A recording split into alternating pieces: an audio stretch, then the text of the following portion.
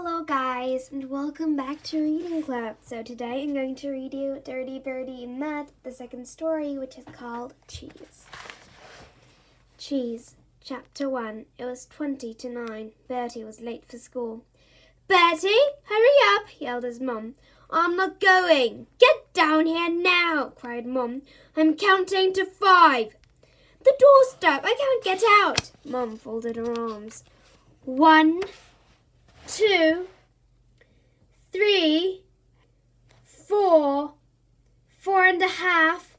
The bathroom door burst open and Bertie stomped downstairs. "At last," said Mum. "Let's have a look at you. There, I think you look very smart." Bertie stared at his reflection in the hall mirror. He hardly recognized himself. He was wearing a clean white shirt and school tie. His face glowed a healthy pink. His hair had been washed for the first time in months. Instead of resembling a bird's nest, it was neatly combed and parted. "I look ridiculous," moaned Bertie. "Why can't I dress normally?" "You know why," replied Mum. "It's the class photo today, and I want you to look your best." Bertie touched at his tie. "It's strangling me. I can't breathe." "Well, you have to put up with it," said Mum. "Just for once, I'd like a class photo I can keep." "But we've got millions of photos of me," said Bertie. "Yes, and you're pulling a face in all of them." Bertie sighed. It wasn't his fault his class photos were never any good. Photographers always made the class stand around for ages. It was boring. By the time they did take the photo, Bertie had lost interest and was looking the wrong way. Mr. Weakley's class, Putsley Juniors. Mum straightened his tie. "Anyway, this year you're going to be smart, and I expect you to stay like this all day." "Okay, I'll try," grinned Bertie, wiping his nose on his hand. Mum sighed wearily. Bertie had trouble staying clean for 5 minutes, let alone a whole day. "Tell you what," she said, "I'll make you a deal. If you bring home a nice class photo, I'll take you to that water park." "Splash City?" gasped Bertie. Splash City had just opened in town, and all Bertie's friends had been. It had a giant bubble pool, 6 flumes, and the Rocky Rapids river ride. Bertie was willing to do anything for a trip to Splash City, even stay clean for a day. "Is it a deal?" said Mum. "Deal," said Bertie excitedly. "Good. Have you got your hanky?" Bertie pulled it out of his pocket. "Remember to use it before the photo," said Mum. "I don't want a picture of you with a runny nose." "Okay," sighed Bertie. "And don't lose it. No hanky, no trip to Splash City. Understand?" Bertie tucked his hanky up his sleeve and hurried off down the road. He couldn't wait for the weekend. All he had to do was stay clean for one day. How hard could it be? Chapter 2. Bertie stood in the playground with his friends, waiting for the bell.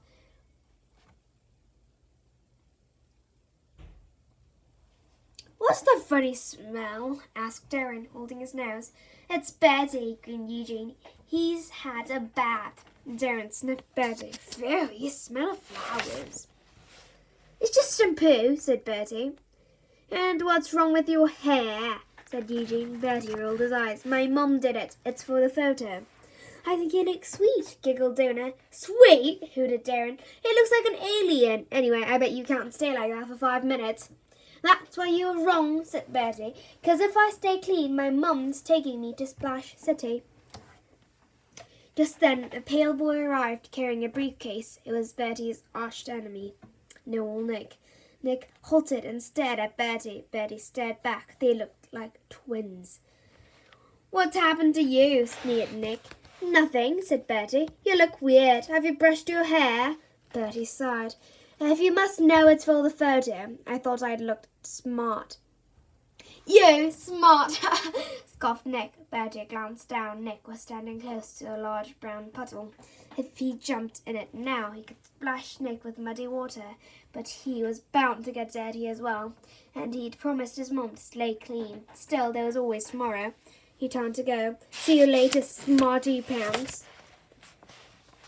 Miss Boot prowled the front of the classroom. "I trust you've all remembered that we're having a class photo today," she said. And this year I don't want anyone spoiling it. Bertie. Me? Said Bertie. Yes, you, glared Miss Boot. Don't think I've forgotten last year. That wasn't my dog, said Bertie. He followed me into school. Quiet, barked Miss Boot. This year there will be no dogs and no silliness. This year there will be no dogs and no silliness. Do I make myself clear? Yes, Miss Boot, chorused the class. Good. The photographer is arriving at 1 o'clock, so we will gather in the hall after lunch. Bertie groaned. After lunch? That meant he had to get through an entire morning without getting dirty. Still, it would be worth it. Bertie sniffed. He was about to wipe his nose on his sleeve when he remembered his hanky. He reached into his trouser pocket. He turned cold. It wasn't there. He checked his other pocket. Empty. What was it? His mum had said, no hanky, no trip to Splash City. Bertie slumped forward on his desk. This was terrible. If he didn't find it, there'd be no Rocky Rapids river ride. Miss Boot was busy writing sums on the board. Slowly, Bertie slid down on his seat and disappeared under his desk. His eyes swept across the floor. No sign of a hanky. He began to crawl on all fours, weaving his way through a forest of legs. The floor was littered with sweet wrappers, stickers, chewing gum, rubbers, apple cores, and dead blue bottles, but no hanky. Ow! Uh-oh, he'd accidentally crawled over someone's foot. Nicholas, cried Miss Boot, get on with your work. It wasn't me, miss, whined Noel. Nick, someone kicked me. Don't talk nonsense, snapped Miss Boot. Bertie kept very still. Suddenly, Nick's head appeared under the desk, and their eyes met. Bertie put a finger to his lips and shook his head. A sly smile appeared across Nick's face. It's Bertie, miss, cried Nick. He's under the table. Bertie groaned. Trust Noel to tell tales. Bertie, thundered Miss Boot, come out from there this minute. Slowly, Bertie crawled out and stood up. His trousers seemed to have got rather dusty. A lump of chewing gum was stuck to his knee. Well, what do you have to say for yourself? Demanded Miss Boot. Have you seen my hanky? Asked Bertie. Chapter 3. Miss Boot kept Bertie in at morning break, which meant he had no chance to look for his missing hanky. By lunchtime, he was beginning to panic. Time was running out. Maybe he dropped the hanky in the playground when he got to school. Mr. Grouch was over by the railings, sweeping up litter. Normally, Bertie did his best to avoid the caretaker. Mr. Grouch didn't like children, and he especially didn't like Bertie. Bertie was pretty sure that he turned into a vampire after dark. Nevertheless, this was an emergency.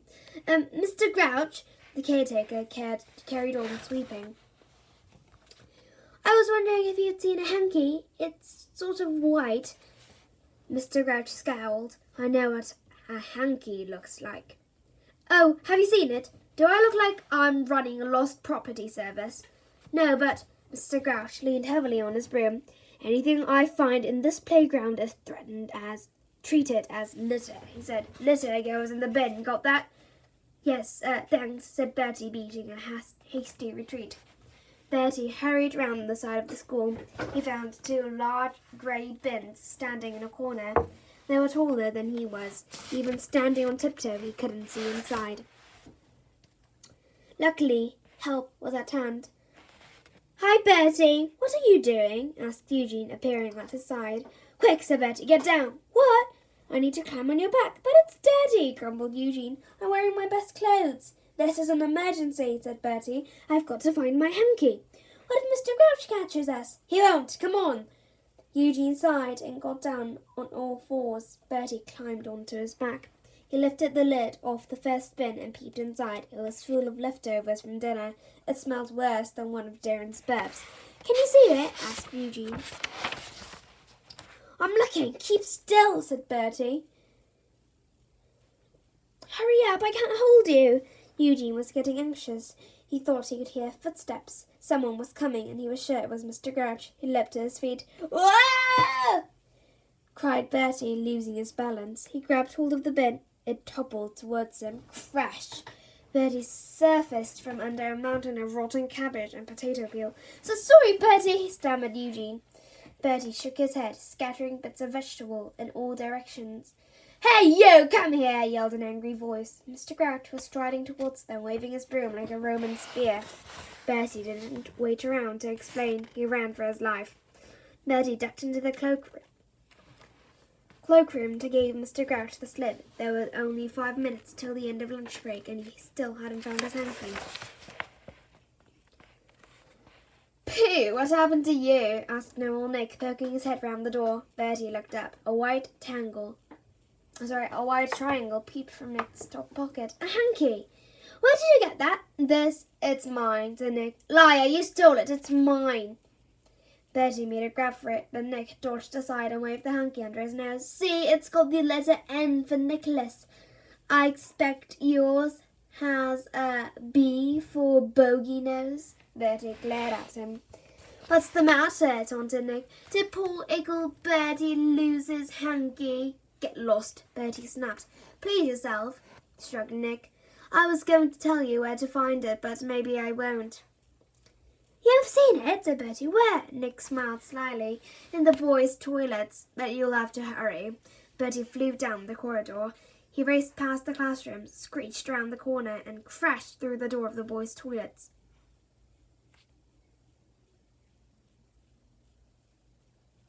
Sploosh! His feet went from under him, and he sat down with a bump. He looked around. The floor was ankle-deep in water, and his trousers were soaking wet. It was then that he noticed the sign on the door. "Keep out. Toilets flooded. No entry. That means you." Bertie got soggily to his feet. That two-faced sneak had tricked him. There was no hanky, and now he was dripping wet and late for the class photo. Chapter 4. Miss Boot arranged her class on the platform in the hall. At last, everyone was in position. She counted the heads and groaned. Someone was missing, and no prizes for guessing who. Right on cue, the door flew open, and Bertie rushed in, panting for breath. Miss Boot stared at him in horror. "Good grief! What on earth have you been doing?" "Me? Nothing," said Bertie. "Look at the state of you," said Miss Boot, clutching her head. Bertie inspected himself. Come to think of it, he was a little messy. His trousers were caked in dust and dripping wet. His clean white shirt was stained a greenish brown. A wet puddle was spreading around his feet. He pushed back his hair, and a piece of potato peel fell out. "Go and get cleaned up," ordered Miss Boot. "No, wait, there isn't time. Stand in the back row and try to keep out of sight." Bertie splashed onto the platform and pushed his way to the back, next to Darren. The photographer bent over his camera. "Everyone ready? Say cheese!" "Cheese!" towards the class. "Wait!" cried a voice. Miss Boot groaned. "What is it now, Bertie? I need to blow my nose."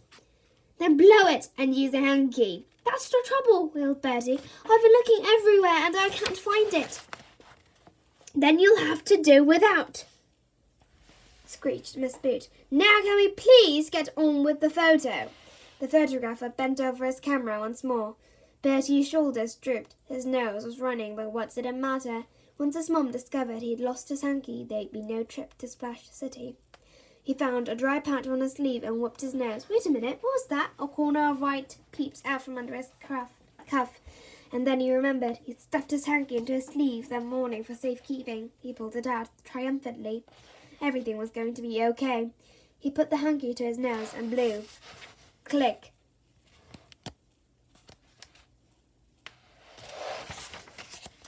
Mom was busy on the computer when she heard the front door open. "Bertie, is that you? How did the photo go?" "Fine!" shouted Bertie, coming into the room. Mom turned around. She turned pale. She looked like she might faint. "Bertie, what have you done?" she gasped. "It's okay," beamed Bertie. "I lost my hanky, but I found it. Look." He waved a soggy white rag. "So," he said, "come and go." Mom stared. Go where?" "To Splash City. You promised." Mom looked grim. "There's only one place you're going, Bertie, and there won't be any splashing." Well, that's the end of this channel. If you liked it, please click many likes and subscribe, reading club. I'll come back tomorrow with a new and improved channel. Bye, everybody.